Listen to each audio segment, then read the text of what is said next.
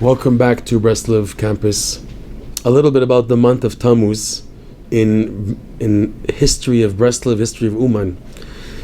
In the year 1868 or 1878, I have to always remember the date, there was a big massacre in the city of Uman.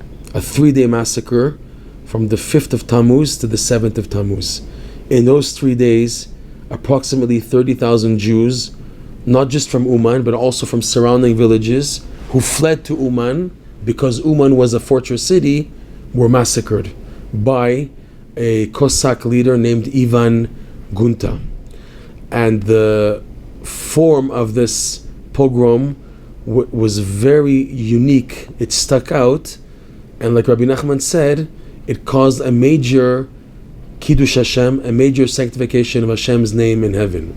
What happened is this Ivan Gonta and his Cossacks entered the walled city of Uman and began to massacre left and right any Jew they came hold upon. And a whole group of Jews went hiding, several hundred Jews went hiding in the local shul, the big shul of Uman. And Ivan Gonta and his Cossacks erected a canopy with a cross underneath it, outside of the shul, promising to spare any Jew who comes out and prostrates towards the cross. So no single Jew agreed to do so. So with a cannon, they blew open the doors of the shul, and they entered in, massacring every Jew they came a hold of. But they purposely left a group where there were adults and children. They put the children aside, and in front of the children, they massacred the parents of these children, but a slow death. They cut off their arms and legs and let them die slowly. And then they turned to the little children, aged 4, 5, 6, 7, 8, 9, and they told the children, if you don't bow down to the cross, you will also die such a death. Not a single child consented to bow down to the cross, and they were all killed.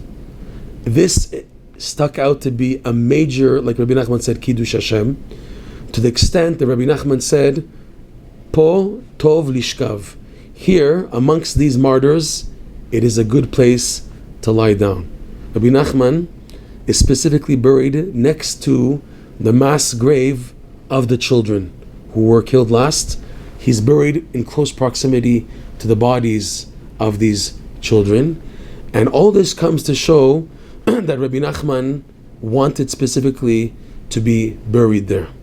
To the extent that in 1979, when there were talks to bring Rebbe Nachman's body to the Holy Land, Rav Michael Dorfman explained to Rav Moshe Feinstein in New York, who suggested that, let them bring Rebbe Nachman to Eretz Yisrael.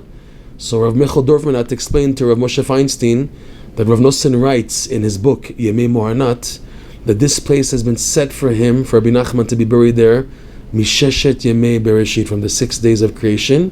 Because of that, we can't touch him or move him, because he said specifically that he wanted to be specifically there.